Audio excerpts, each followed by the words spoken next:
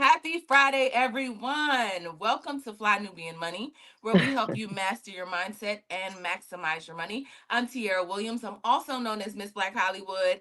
And today, we hope you are having a wonderful Friday. It's the end of the week. We hope the week has been great. We're about to go into a weekend. But I found a topic that I really wanted to talk about with my queens. So, I was watching looking at something on the internet, and I found this article or this video of an ex-psych nurse or worker basically saying that um she was working at the psych ward, and she realized that most women were in the ward because of men. Now today I do not want to bash men, but I do want to talk about how sometimes the wrong relationships can really ruin your life, men or women. But today we are going to focus on this video that I found from the woman. So I wonder if this is surprising to anyone that this is actually the case. So I can't have this conversation by myself. I am joined by the best queens in the world to me. I love them. They are all my sister friends, my auntie, and I want to first welcome Minister Connie, who is an entrepreneur, real estate investor, and a minister. Yolanda Spivey, who is the insurance broker to the stars, and my good girlfriend, Micah, the creator, who is an AI expert and digital marketer. All right, so let's get it popping today. Y'all, when y'all heard that this mental health worker saying that the so many of the women, I saw a video that said 98% of the women that are in the psych ward are there because of men. And I don't want to throw that out because I feel like the one of the I don't know if that's true or not, but she said it in the video. So Micah, I'll start with you. How does that feel hearing that men literally are driving women crazy? It doesn't surprise me. I think that when women are growing up, there's a lack of explaining of what their reality really is and what their world really is, right? And so there's kind of like a coddling and a conditioning, and then some types of, setting expectations as to what you're supposed to expect from your outer world, which ends up not actually being what it really is, if that makes sense. Mm-hmm. So as a young female child, you don't really have too much awareness as to how unsafe you are, how vulnerable you are. When you're coming up into young womanhood, no one is telling you how many different variables that you're going to have to come up against. You kind of end up figuring it out on your own, and you kind of end up figuring out that your reality might not be what you were taught that it was. That can cause a mental health collapse. So absolutely, I am not surprised, because men also are very much aware of what life is, what their opportunities are, what their power is, and all of the things that they have access to grab and control through their strength. So. That's good. I can't wait to dive more into all of that because I have all the questions. Yolanda, what do you think? Were you surprised to hear this? And do you have an example of maybe that what Micah is talking about? Oh, you're on muted. You're muted. Make sure you guys are coming off your mute. Yes, ma'am. So, like I was saying, Michael was so on point with her thought, because it reminds me of that song by Anita Baker, Fairy Tales. Have you guys ever heard of it? Yeah. After real life come into view after the fairy tale is over. Okay, so that's what that reminds me of. But yes, I've got plenty of examples in my personal life of being stir crazy because of someone. All right. Mm-hmm. And it was so bad, like me hearing stories of, about women when I was growing up. I got a degree, one of my degrees in women and gender studies, because that was one of the focuses that I went into. Why are women so oppressed on earth? Why do they go crazy? And a lot of women in prison, like 80% of women in prison, are in prison because of a man. All Mm-hmm. right. So yeah, this is not surprising to me. I have my own stories. As I guess as the conversation unfolds, I'll tell them. Yeah. What do Yeah. you think, Minister Connie? What do you think about all of this? Well, one of the reasons why we have such a desire for men, it was because of the fall. God gave desire of the man towards the woman. So we desire to satisfy them. It's our job to do that. So that was one of the curses of the fall, is that we have there, we have that desire. But by me having a mental health clinic, majority of the women that comes in there is counseling behind men. Now there is some men that come in because of women, Mhm. but I think that we have to look to the Lord to validate us. Nobody Mm-hmm. else can validate you but the Lord. So that's one of the things. So that is like a twofold. We are, you know, that our desire is to please the man. Mm-hmm. So therefore, that's why, we have a lot of issues with that. But until you decide to validate yourself, you you're going to always get caught up. And I have too, until I learned. I had to learn. Mm-hmm. Hmm. Yeah.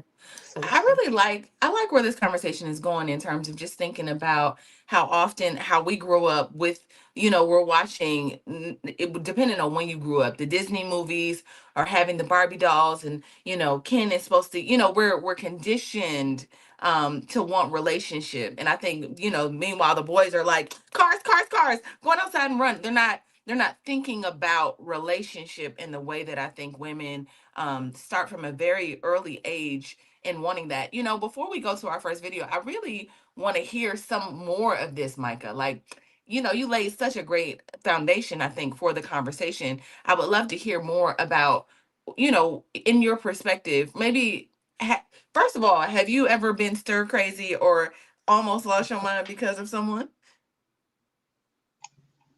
I have, absolutely. Think we I have. So, and it was a huge learning experience, like Mhm. early 20s that taught me emotional regulation and to mature, and to walk away and to not let anyone take me there. I was stirred so crazy I ended up in the hospital for severe chest Mhm. pains. Yeah. So, that taught me right then and there, like, you know what, Mhm. ladies, raising your voice all the time might not be the best thing for you. And if somebody is taking you there, you need to take yourself away. And I did that. And I vowed to myself that I am not going to spend my womanhood or my future allowing myself to get so angry with somebody trying to control an outcome, a narrative, an environment. If I see them acting up, I'm going to take a deep breath and I'm going to excuse myself from that arena. Mhm. That's it. Because I realized sitting in a hospital with sharp pains going through my chest, thinking like, oh my goodness, I'm going to have a heart attack. I'm going to be out of here. I said, this isn't worth it. What am I arguing for? Yeah. Yeah. So Yeah. I think that's interesting because, Yolanda, I don't think that Black women, and I'm going to go, I care about all women's lives matter, but I'm focused on Black women today because this is just what we do. But I'm just thinking about how when you're growing up, you're never really trained to date, right? When you're a teenager, you turn 14 or 15, everybody's like, don't get pregnant, don't date boys, you can't really start to understand relationship with the opposite sex ever, right? It's all about like you really can't date, you ain't got a little boyfriend, and then when you turn 18 or 19, you're allowed to date, but you have no idea how Yeah. to regulate any of that. Or even how to date, right? And I don't know that's a totally different conversation, but I think it's all tied together in a Mhm. way, because if you never really learn how to manage your emotions or how to date or how to, just like you said, kind of keep your power, you kind of go into adulthood kind of a mess. What do you think about that? Yeah. Totally. Okay, well, first of all, white women are trained to date, okay? Them suckers, they know how to get married and everything, all right? We are trained to not get pregnant, like you said. Yeah. And then another part of our training is television. We are trained to look at the Whitleys and the Dwaynes on TV and model our relationships after that. So no one is really, what they're not focusing on is a deep self love. All right. Because when you have a deep self love, you can kind of go into certain relationships expecting certain things. You can go into certain relationships not being disrespected. You're not going to allow someone to disrespect or hurt you when you have a deep self love. And this is something that I think we should be instilling in our children. I instill it in my son. Love yourself so deep that nobody on this earth will hurt you. You know when to get up and you know when to walk away. This is something that we have to train our girls instead of telling them, don't get pregnant, don't do this. Because believe me, trust, if you instill a deep self love and respect in your daughters, they won't get pregnant by some bum. They're not going to do it. All right. They're going to really start thinking for themselves. We made mistakes as four mamas because no one really told us to love ourselves deep. Love was always outside of us. You have to love that man more than you love yourself. You got to love this person or that person or whoever before you really love yourself. That's love yourself so deep that no one hurts you. Bottom line, no Yeah. one can penetrate you when you love yourself deep. Yeah, yeah, yeah. And that makes me think about, I love all of that, Yolanda, first of all. But it also makes me think about when you said that we are taught to learn to love externally. Hmm. Connie, we love us some Jesus, right? We love Black people, love them some Jesus. We love ourselves some God. We love our neighbor. But sometimes I feel like we miss out on really like that self-love. And like you said, growing up, nobody, especially for a lot of us, like a lot of us were coming out of, our parents were coming out of traumatizing situations, Yeah. whatever the situation was. And I don't think that they were really taught with, raised in that kind of love where They you were kind of surviving. Minister Connie, before I go to, I want to hear from you. Like, how did you learn to love yourself in that way? Well, it was a journey, but the thing is that you got to put boundaries up. Like Micah said, you have to put some boundaries up. And when you do that, you know you're only going to go so far, and you become discomfort in it. But one of the things that was missing in the Black family was fathers dating their daughters. We Mm-hmm. did not have fathers to take us out and date us. When they were home, they were working a lot and just providing instead of teaching their daughters how to date, how a man should treat them. So Mm-hmm. that was a great a thing that we missed out in the Black family, because I know my father would come home and he work and he eat and go to bed, so that's all that I pretty much seen out of the 20 something years that my parents was married. So we watch TV, and that's just a television. It's not true, it's not real of Mm-hmm. how life really is. When we used to watch the Beavers and all those kind of things on TV, we didn't see the real family until we seen the Hustables. They came on, and we thought that was a family that we should like imitate and Mm-hmm. be like. But yeah, so I think that we lacked a dating, but putting boundaries up is a very, very good thing to say. I'm not going to go this far, because I got in relationships. One day I went looking for my significant other, and I had on brass knuckles because I was going to hit the girl in the face. because she was lying, telling me that he was hanging out with her brother until I took his car. I stole his car and he thought it was stolen. So that morning he called me and he said, "Somebody stole my car." And I said, "Yeah, it was me." You know, but that's that Yo, crazy you stuff see how until we you almost learn. end up in jail every time I Yeah, saw your car yeah. It was, in. You I looked for gangster. her house. She was in the projects. I looked for her house, but I couldn't find it.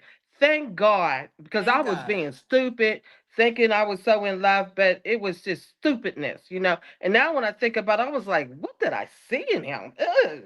You know, so those are the things that we go through. But I think that we start putting boundaries up. We'll may have some safeguards. All right, y'all. Let's go to this first video and let's see what this psych nurse or this psych worker said about. And there's a two parts to it, so I'll play the first one and then we'll respond to that, and then I'll play the second part. But yeah, see, y'all see, women be going crazy. I went outside with brass knuckles, I and did. then I know you did. I You a know. Right. thug, Minister Connie. I used to only. be, yes. And can I just say that most of the women I spoke to were there due to men.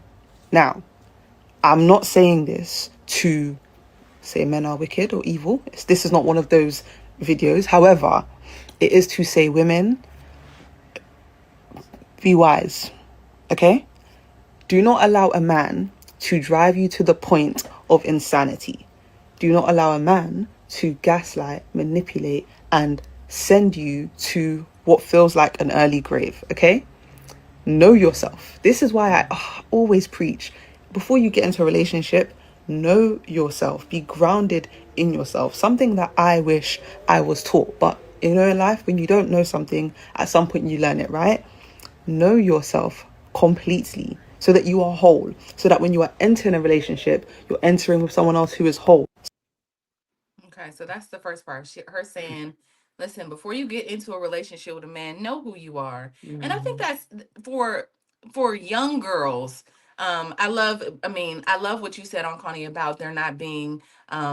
Sometimes there's the man in the house is not thinking about that, especially during that time. Obviously, like at this point, when I watch, my daughter's father. Uh, d- pour into her, it's just in a different way. It's like Mhm. always showing up, it's taking her out. I mean, I Mhm. remember the first time that Montel brought Lauren roses. She was like one, right? Like Valentine's Day, he came in with this bear and Mhm. all his stuff. So every when she was two, was like balloons everywhere, and she was just so young. But I was like, man, what? Okay, all right, cool. Because I had never seen that. So I think that that same Mhm. energy has gone throughout the years. But Micah, tell me, when you were young, was there somebody there to help you? Like, what steps did you take to like understand yourself, or what is your reaction to her video and knowing yourself completely before diving into a serious situation with someone else? So the thing is that when you get wisdom, you get it by one of two ways. That's either through mentorship or that's through experience. And so, getting the mentorship is going to be the easy way, but a lot of us don't get mentored. I absolutely did not, and so I Mhm. had to get it through experience. And there's no shortcut to that. It's only now that I'm 2 decades into adulthood that now I can look back at the scope of everything, make my resolutions, and my resolutions, and take note of my understandings of everything that I've seen and experienced, and make my decisions for the future, you know, on that. So if nobody sits down and shows you or teaches you, or you don't dive into content or books that give you that knowledge, then yeah, you're absolutely going to have to go through some things, and hopefully it doesn't cost you, too much. So I agree with her that it Yeah, takes so much more than just sitting down and thinking like, oh, I'm going to have a better mindset. Not if you don't know what game is being played. Mhm. yeah, yeah, It's true. yeah. Yolanda, let's see. Deborah Wilwin said, "You have to preserve yourself." How do you preserve yourself? How is that possible? Like, in what ways do you preserve yourself in terms of not ending up like on Connie with brass knuckles, and you know what I mean, Right. in the project looking for somebody's apartment? Because I mean, it happens every day. Like women literally click out every day. You Yeah. see it on the, and listen, I see it more on the internet than ever, where Mm-hmm. women are finding out their significant others are cheating and they're flying to the side chicks and shooting him, her. I mean, people are literally losing their mind. So how do you Mm-hmm. preserve that? Like, how do you not even put yourself in that type of situation? It's not that I don't put myself in that type of situation. What I learned is the art of not responding and detaching. That's an art, you know? So when someone does something, the first thing a man wants you to do in some instances when he does something egregious to you is to wow out. I've learned not to wild out. I'm not giving you no satisfaction. And I was always like this since I was a little girl. I don't know what it was, but I'm not giving you no satisfaction of seeing me wild out for you. Once I was with my ex boyfriend, and he told me something.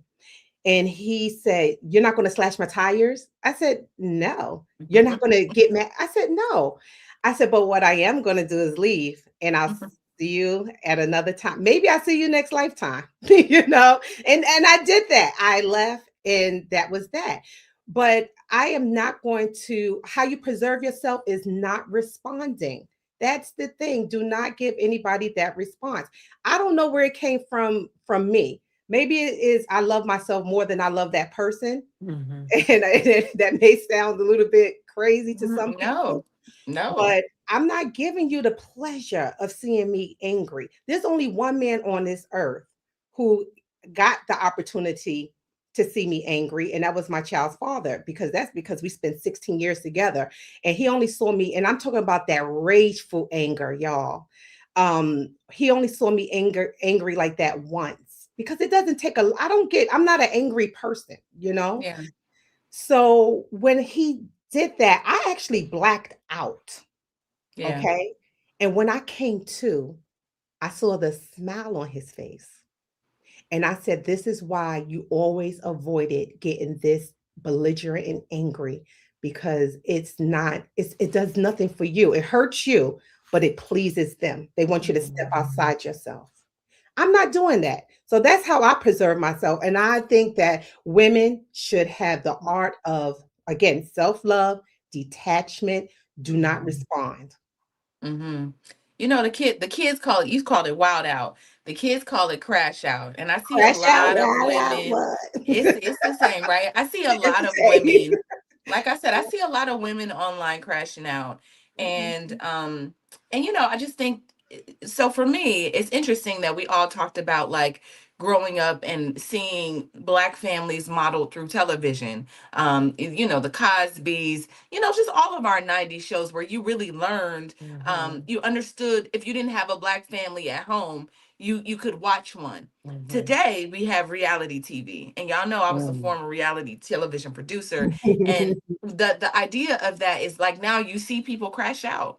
That's it. Like you see, that's the model, right? You're watching TV and people watch it for their guilty pleasure, not understanding that it's a subconscious thing happening. So you don't have, you're less, you want to fight. You don't even know why you want to fight, right? But you watching this low vibrational content saying it's like your guilty pleasure, and then you watch it and you wondering why somebody say something to you. The first thing you want to do is buck up or crash out, or you Mm-hmm. know, there, I think our girls are being trained on how to treat men, how to treat themselves, and try to how to treat each other. So Yep. Minister Connie, I want to ask you, you know, obviously you have definitely crashed out in A life, lot of right? times.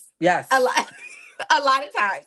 Yeah, you know what? The thing is, I grew up with 12 kids in my family, and my brother that was older than me, a couple years older than me, he fought me every day. So I was a fighter, just because he fought me all the time. Hmm. And I don't even know why, but he had some, like, a little bit of mental problems. So he would just fight me. I don't know why, but he did. But the thing is that I I just did that. So if somebody made me mad, I don't care if it was a guy or what, I'm jumping on you first. So I would jump on a guy first. For real. I will Hmm. always fight the guy. So they would never abuse me. I was the abuser. Yeah, I was the abuser. I was. And so when I got saved and I turned my life over to the Lord, I learned how to take that. The Lord, one day I was ready to fight my niece and her husband over something. Now, hey, look, I'm saved now, but I'm still working on it. I was going to fight them because she made me so upset. And she said, "Look at you, you're a minister, Minister Connie. Look at you, ready to fight."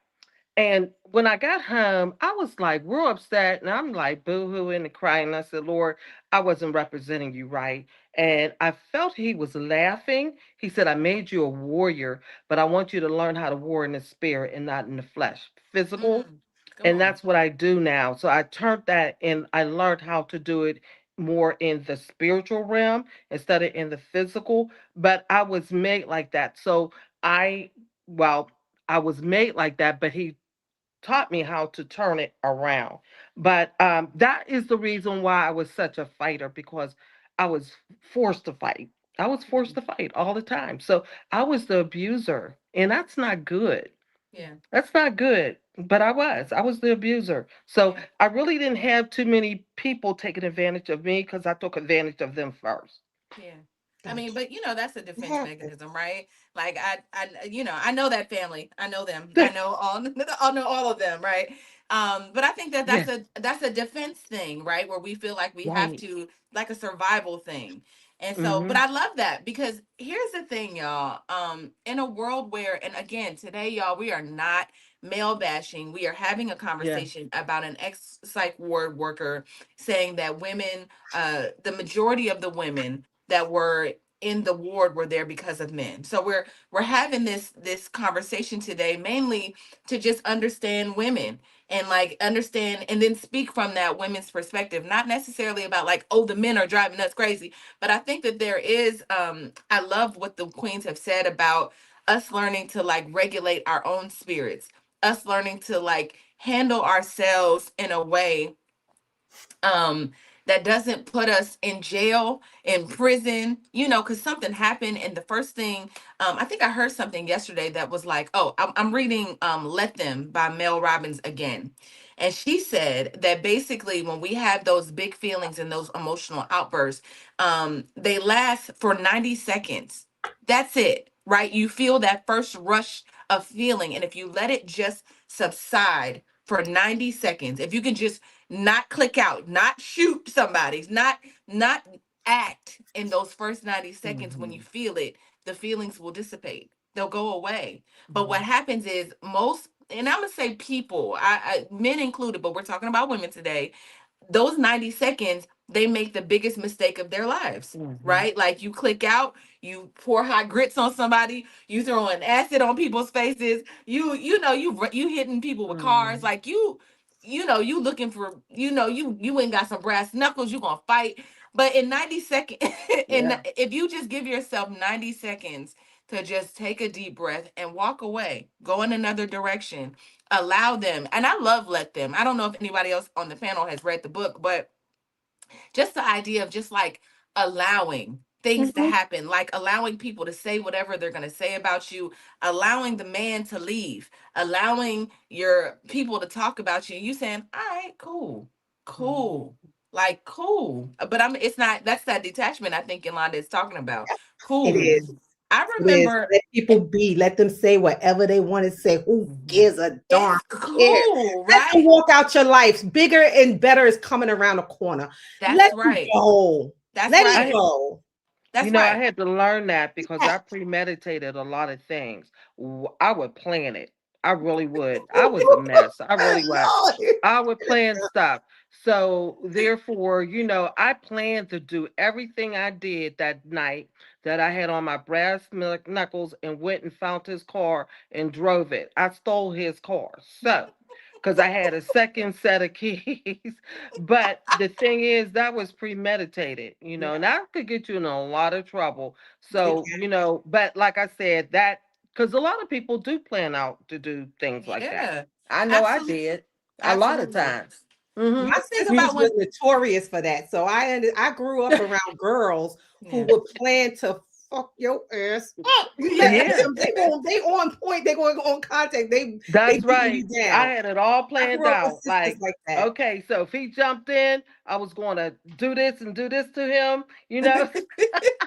Had it planned. Yeah, All right, Yeah, so I had absolutely. that's it all Yeah, planned out. It's sad, crazy. That's craziness, you know? but you know what? I think that people I remember meeting a man who told me, he was like, I've been delivered from manipulation. Like I used to manipulate women. I would tell them anything that they wanted to hear to get whatever the desire was. And the more we started to talk, the more I understood this ninja actually did not change. He was yeah. like trying to triangulate me with another woman in a situation. He would like try to like he was like, and then he'd be like, I'm just being honest.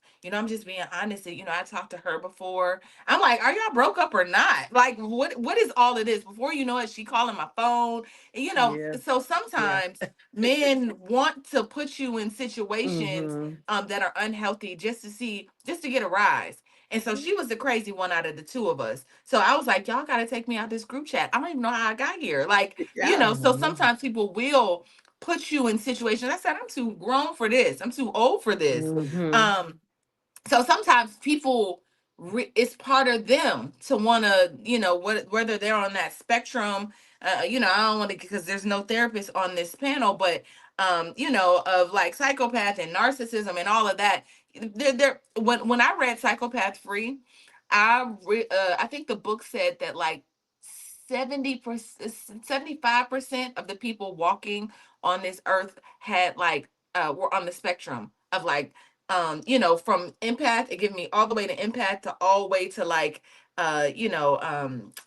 psychopath, right? So there Yeah. was like this, every like most people are on the spectrum, and so anyway, as you can see, I just be into all the type of stuff, but I think that people don't know that they can. I just want to know, right? Like when I'm dealing with people in these professions, like I remember working with somebody that was a psychopath, and I think that's what led me to the book. God led me to that book because I was like, oh, because he would just Mm-hmm. call me and be up and down, and and Yeah. it's you'd be like, wait a minute, what just happened? And he's Mm-hmm. kind of like manipulative, and you don't know that he's lying. Like my boss, I had a boss that way, right? So it's not just men that we date; it's just like people, Mm-hmm. people Relationships. Yeah, relationships. relationships. Could be Yeah. your So best friend. Same. yeah, it could be your best Mm-hmm. friend trying to take you out of Yep. character, and before you know it, you in a Mm-hmm. psych ward. So Yeah. let's go. Do you want to add anything to this, Mike? Because you haven't said anything in a minute before I go to this next video. No, you can go to the next video. All right, let's go to the next video. People drive you crazy. Tell me that men like crazy women, and I've heard that statement before. Every time I hear it, I'm just disgusted and turned off because I am not her and she is not me. I worked hard for a lot of the things that I have in my life, and I'm working hard for more things. I have so much on the line, and I can't risk losing it all because of any man. Honestly, I truly believe that the moment you let people take you out of character, you've given them power over you. And if there's one thing that men like, we know it's power.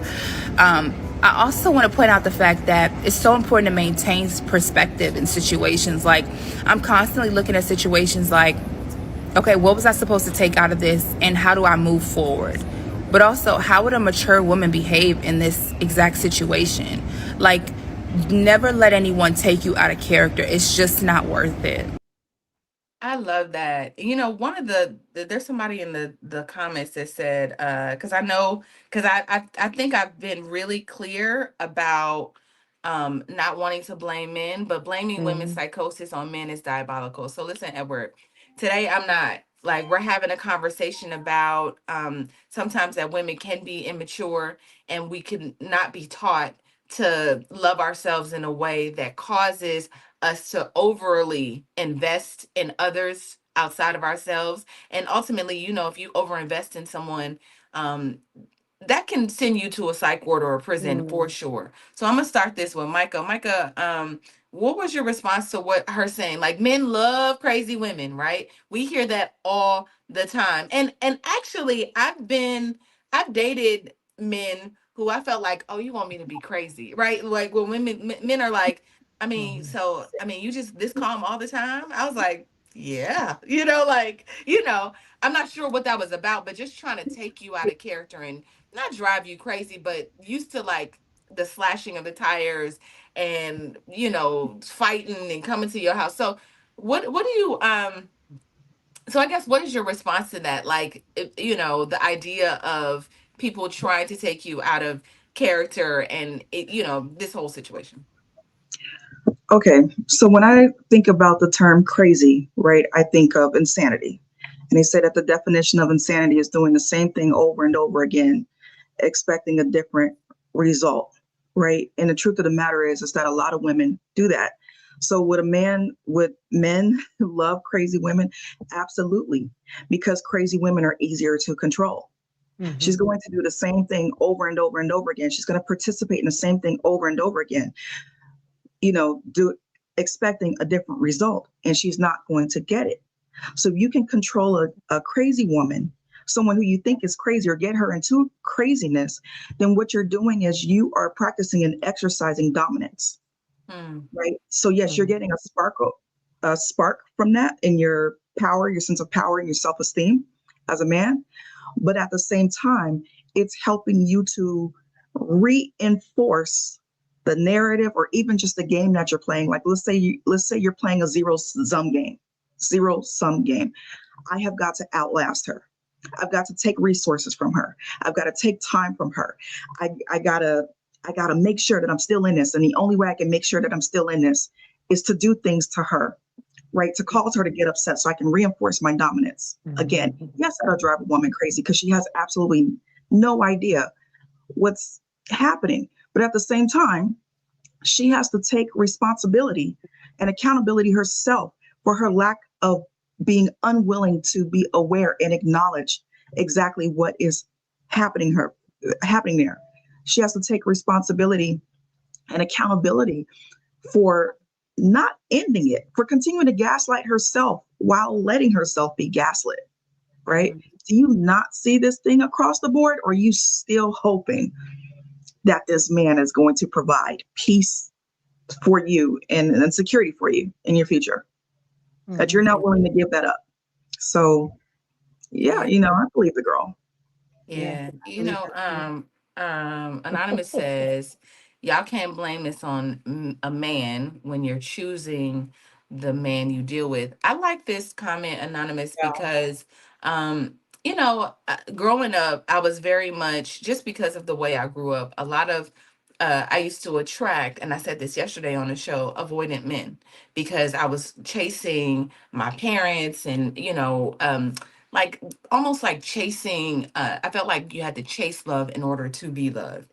And so Yeah. sometimes it is that you got to go through a process as a woman to be like, okay, why am I attracting this kind of man? Like, once I was able to go to therapy and kind of live in that thing for years, I mean, now I just go from, I know I still go to therapy, but for maintenance. But we dug so deep into here, and I was like, oh, this is why I'm attracting this kind of person. And I worked on not attracting that kind of man, the man that'll be like, I want to be with you, but I really don't want to be with you. I just, I mean, we can kick it for a little bit, but I mean, I don't really want a relationship right now, all of that. And sometimes women get in those situations. I remember I did, and just hoping, just trying to prove that I could, be the woman that he was looking for or whatever. So I think that there is a part of us that needs healing. Yolanda, what did you do to kind of heal that part of yourself? Maybe if you were attracting, first of all, have you always, what kind of men have you attracted? And how did you kind of like mature through that? You want us to come back to you? Ooh, I know, right? Oh man. Okay. Hear me out, y'all. All right. I did attract in my life some good dudes. I'm not gonna Mhm, front. I really mhm, did. Right. So why it ended, for one reason or another, it ended. Okay. But for the most part, and I'm talking about my long-term relationships, they were with some really good dudes. I did attract dudes that were a little bit too clingy, I would say. And I would say what it did was it kind of stopped me from being my true whole self. Because what mhm, I would do, they were so clingy on me that I would stop my goals and aspirations in life, just to tend to them. And Mhm. Mhm. that's not good. You're not fulfilled as a woman. You know what I'm saying? When it happens. Um, yeah, I can't say I had really bad relationships. Mhm. I really can't, y'all. When I Yeah. got older though, as in my 40s, I started to attract a bunch of different people, and I think it's just because of the internet. I really Yeah. do. I Yeah. really do. The internet really changed the way guys behaved. Mhm. But other than that, sis, yeah. And don't get me wrong, T. I went to therapy too, sis. I was in therapy all the way up until last year. Yeah. Yeah. Yeah. And sometimes you just go just for maintenance, just to Just talk. remain. Like Yeah. nothing's going on in your life, nothing's Yeah. bad. Actually, sometimes you want to talk about what's good going on in your life in That's therapy. right. That's right. Yeah. But when I do talk about, guys and stuff now, because of who I am now, it's hard for me to attract the man that I want, which is a black man, because I'm too, as they deem, successful. I got too Mm. much. You know what I'm saying? They can't do it. They feel like they can't do anything for me. And that's the sad part. That's Oh the sad wow. part. Yeah. Oh, So I'm like, okay. yeah, my ex-minister Connie. I am. I'm about to go to Mr. Connie, but you know what? It's so interesting. I think that what you're saying is Mm. like, of Yeah. course, we all obviously you attract good men, you attract the Mhm. bad boys, you attract all the things. It's like what Mhm. you lean into, right? So what It's I really guess what what I'm you're saying is leaning into. Yeah. I attracted a lot of good men, right? But Mhm. then I would lean into it and be like, he's so boring. I don't like him. But I was Mhm. also like 20 something, right? I don't Yeah. like him. He just want to do everything. He just like a dog in my lap or whatever. And but I was 20, right? 20 something. Even in my 30s a little bit, I had that. So I had to start like really paying attention to that. Minister Connie. Yeah. Can So I ask you that, I T? am gonna ask you now, you was a mess, right? You already said it. I was a mess. I was gonna roll up in the projects. I'm stealing cars. Yeah, I'm beating ninjas up. I'm gonna beat you yeah. up before you beat me up. So how did you like heal yourself through that? How did you get to this, Minister Connie? I know, a lot of it is gonna be Jesus, but all of the process, like what's the whole process? Well, you know what happened? I would attract guys that want to control me. It was like one told me I was like a wild stallion that he wanted to control. So I would attract the crazies. Yeah. I Mm, really would. And then when they see that they couldn't do anything with me, then they would try to say that I was this and I was that. But I never paid attention to what people say because I had brothers and I would look at them and I would see how they treated women. I was like, yes. So I learned from No. my brothers. I had five brothers, and they were like, I remember when I met the guy I'm with now, 14 years, and I remember when I used to pick up the phone every time he rang the phone, and my brother said, "Don't do that." And I said, why? He said, don't do that. He said, let him call you, call you, call you. He said, guys got to pursue you. You don't pursue them. And so I would start ignoring his phone calls. He would roll up on me and say, what are you doing? Why are you answering my phone calls? And I said, because I'm busy. And he would get like, wow. So you always want to seem like you want to give them that chase a little bit, Mm, never be available. And I know what Yolanda was saying, because a lot of guys that didn't want to date me and they told me why is because I had my own, I was intelligent, I had it going on. I really did, and I still do. still Um, do. yeah, and so they were like, I feel like there's nothing I could do for you. No, but I do need a relationship. I do need a strong willed man, a strong man. My deceased husband, he was one that had it going on more than I did, but he was older. And Mm, so I ended up settling with him, but it was great. We had fun. He traveled all around the world, bought me the house I wanted, just did everything. So, but as far as what was the question you yeah, asked? because I'm like I'm trying not to go in this direction of Okay, like okay, this okay. direction, right? But What how did you recover? Because I want to, how did I Micah. recover? how did you grow into the woman, heal into the woman that you are now? How did you go from I'm a knock you out to like it's I'm dainty Connie. I'm dainty Connie. uh, Majority, just, just like observing other people doing crazy stuff. You're like, I don't want to do that, So, that's how I start maturing. Just becoming myself, just being comfortable with me, just learning how to spend time with me. I love being by myself. I get dressed up and go out to the store, and he'll ask me, "Why are you dressed up?" Because I want to be dressed up. You do Where all you nice. going? I'm going to the store. I'll go to the store and come back, and he'd be like, I want to be different. I just want to love me and develop into all that I can be. And That's so right. that's what I decided to start putting boundaries up and loving myself. Yeah, I And love that's how that. I did. I love that. Micah, I'm coming to you on this tip, right? And all the and who you used to be in terms of like when you allowed men to take you out of character to this Micah now. Tell me and how'd you evolve? What was your strategy in doing that? I had to be more purposeful, right? I just had to be more purposeful, more aware. I looked at the risk, I looked at the cost. I mean, there were definitely a lot of damages, right? Socially, economically, mentally, and then just kind of decided that it wasn't worth it. I also, of course, did go to therapy. Then I took more training and coaching in femininity, Mm, right? And mm, I'm still I'm still learning that. A lot of us, especially as Black women, we don't have the luxury of just being conditioned into femininity. It can be very rough, Mhm. for us growing up and constantly having to defend yourself. mm-hmm. Mhm. Um, so yeah, like those were honestly just some of the steps. And then in my adulthood, just making sure that I had good, healthy, reasonable friendships with Mhm. men so that we could continue those healthy conversations, so that I could get their perspectives, so that they could get my perspectives. We are working on uh, collectively helping to change each other and influence each other for, Mhm. the better. The So better. Yeah, I love Mhm. that. I would say for me, I watch a lot of like I love things where I get to watch what's the show called?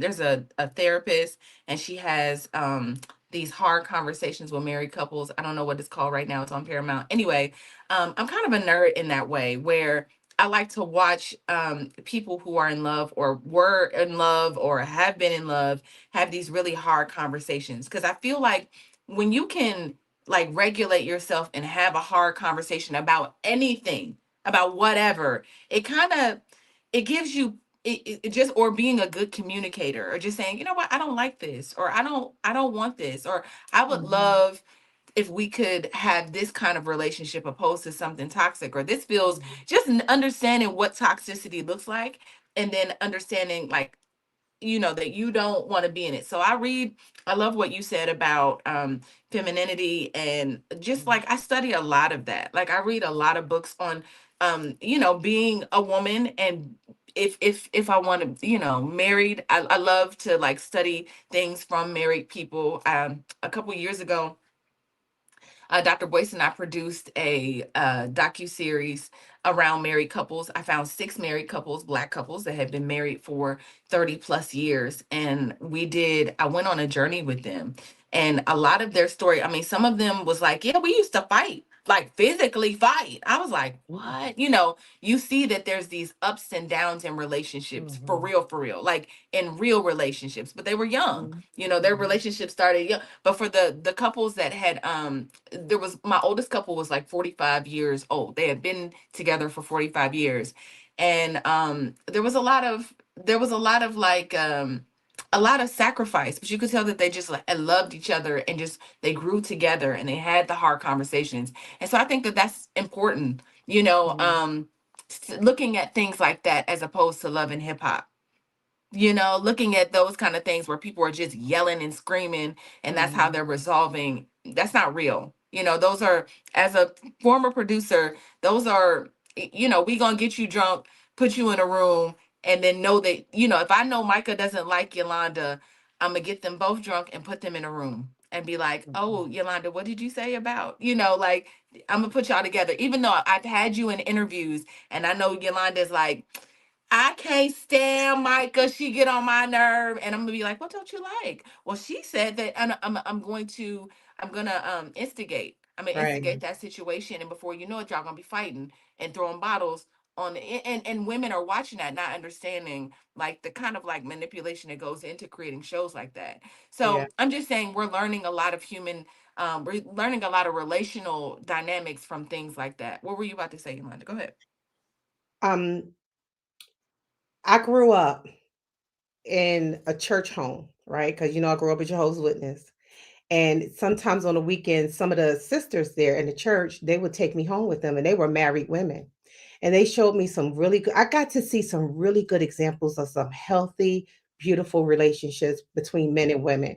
And I think that kind of molded me as I got older, because I knew that no, you don't have to argue. You don't, there's a way to communicate, there's a way to love, there's a Mm-hmm. way to handle disagreements and things like that. I've Mm-hmm. learned all of that by watching these various, it was like three couples that used to take me. I watched all of that, just, watch them. Now, I necessarily didn't have all that in my household, right? Mm-hmm. But it put a seed in me so Mhm. that when I got into relationships, you can ask, this is no, this is no flex, but you can ask any of my boyfriends. They always would say, oh my gosh, you was the best relationship I've ever had. Yeah. And the reason why is because I was trained to learn how to be a woman, okay, in the relationship. Okay. Mm-hmm. Even if I wasn't cooking and cleaning for these Negroes, okay, because sometimes I don't do that. If I don't want to do that, I'm not going to do it. Don't do it. Still, there's a way to communicate, there's a way to be, there's a way to just gel with that person. There is a way. I've learned that through those women, and I carried it with me. I love Good. that. I love that. Mhm. I'm gonna watch this last video before we get into our women's history fact and final thoughts. Do I have another? I do have another video. Minister Connie, do you want to add anything to that while I find the other video? That was good. You know what? My mother had sisters that were married to really good men. Yeah. So we did have family.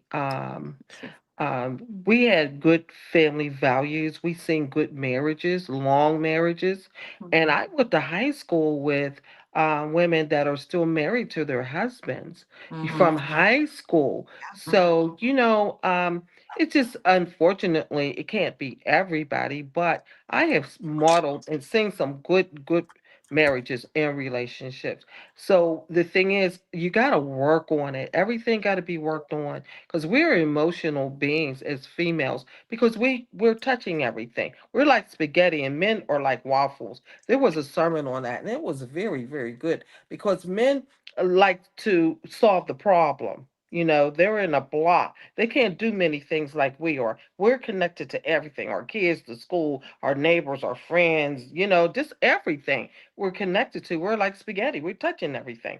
So the thing is that you got to learn how to keep your emotions in the right place. You do. Hmm.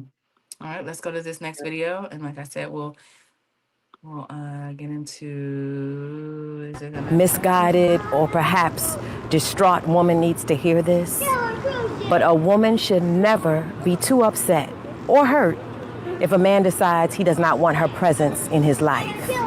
A woman shouldn't be hurt if a man decides he doesn't want to be with her or he doesn't want to engage in a relationship with her, because a woman is a magical being who carries that magic, takes that magic with her wherever she goes. So even when you're not with him anymore, whoever he is, the magic leaves when you leave. Have you ever heard the saying, you give a woman a bag of groceries and she makes a meal? You give a woman an apartment, a house, or a condo, she turns it into a home. You plant a seed into a woman, she turns into a baby, a whole human. Women have the power to nurture, to magically nurture and thus transform everything we touched, especially when we deeply care for someone or something or love that someone. I mean, when we put our minds and our hearts and our spirits on whatever it is that we genuinely care for, we transform it.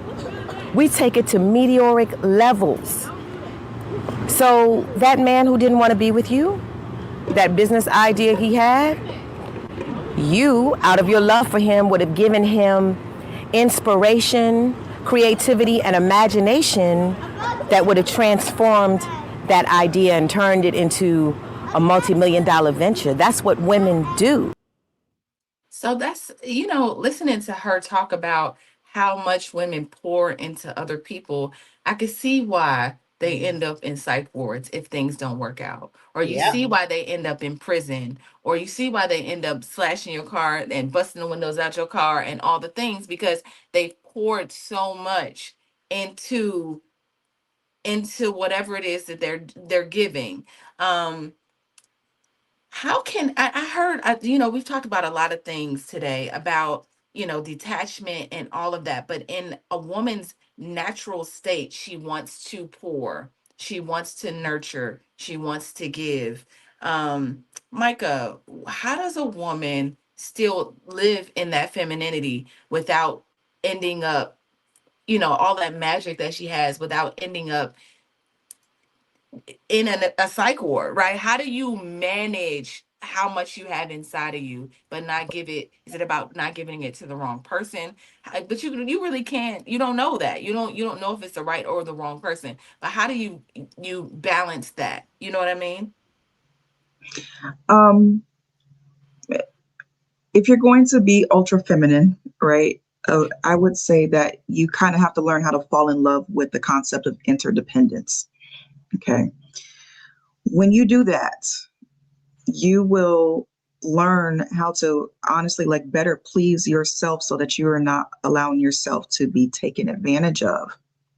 Because the truth of the matter is, like, when we love, we get shots of like all the good chemicals or whatnot to our brains. We get pleasure out of that.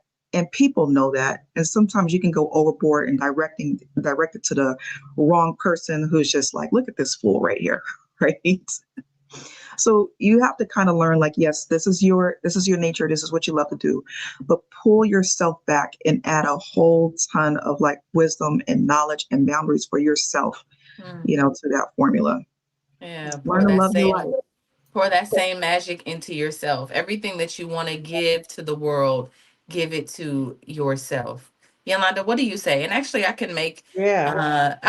We'll hit final thoughts in a second. We just got to keep them really brief. But I do want to know. Let's answer that question. I want you all to answer that question. What do you think? With everything that a woman has to give, how do you balance not driving yourself crazy, not ended up in a psych ward, in your opinion? I think that women need to approach relationships differently these days. They need to know that when they go into a relationship, they're doing it because first they want to do it.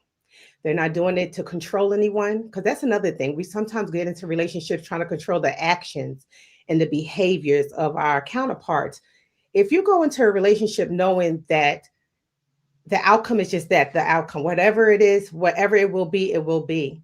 I have no control over what's going to happen or the end result, but I am here for the long haul, or, as long as I want to be in a relationship.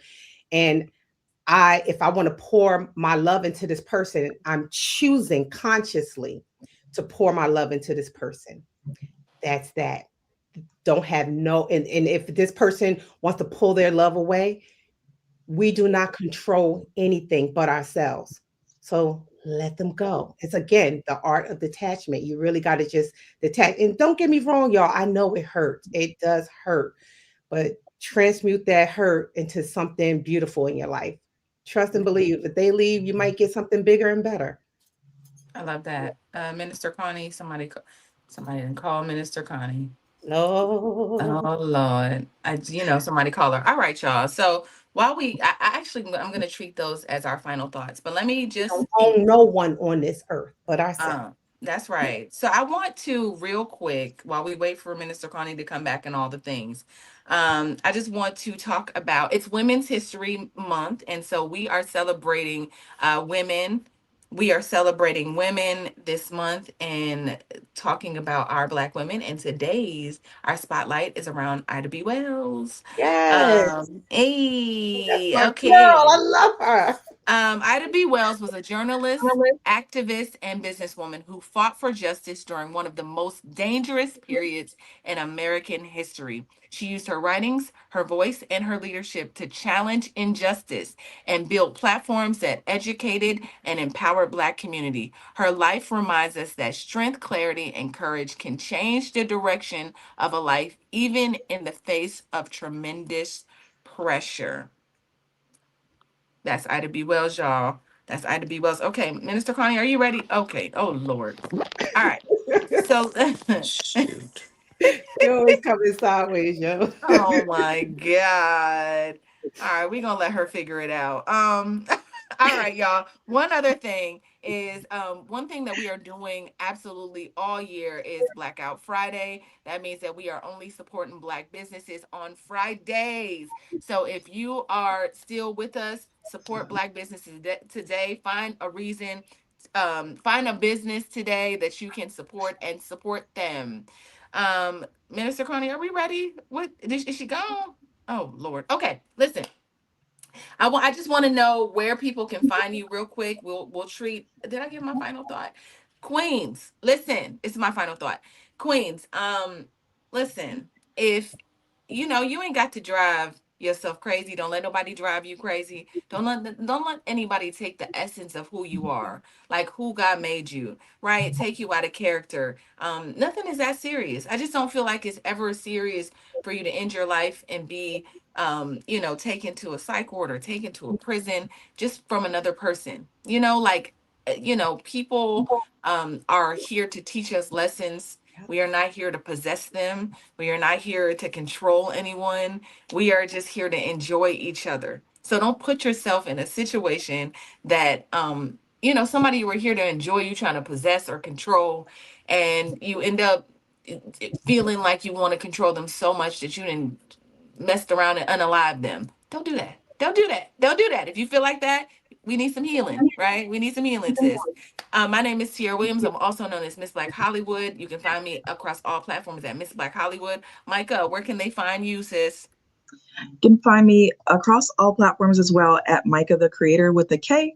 And if you're interested in learning AI for 7 days for free, just go to AIEmpireSociety.com. Be happy to see you there. Perfect. Yolanda, insurance broker to the stars. Where can they find you, sis? I'm just playing. You can find me at mwhitney.com. Give me a call. If you need insurance for anything, even your pinky toe, to give me a call. I got you. All right. And if you are looking for Minister Connie, she's at ConnieSpearman.com. She is an author, a real estate investor, a minister. She is a woman of the cloth and one of my favorite aunties. So if you want to get in touch with her, she has a book that's called Lord, I Hear You, How to Hear God When You Need Him Most. It's a brilliant book of collections of stories about how she's been in serious situations and climbed out of them with the use of spirituality, God, just listening to God and listening to the Spirit. So make sure you check her out. All right, y'all. This has been amazing. We love you, love you, love you. And thank you so much for supporting us each and every day. Deborah will win. Thank you, Anonymous. Just everyone that's in here every Ooh. single day. The Black Lexicon, Mama Walterine, what up? We love y'all, and we will see you next week. Thank you so much for joining us here at Fly Nubian Money. We hope we've helped you master your mindset and your maximize your money and mindset and all of the things. We will see you next week. Bye, y'all. Bye.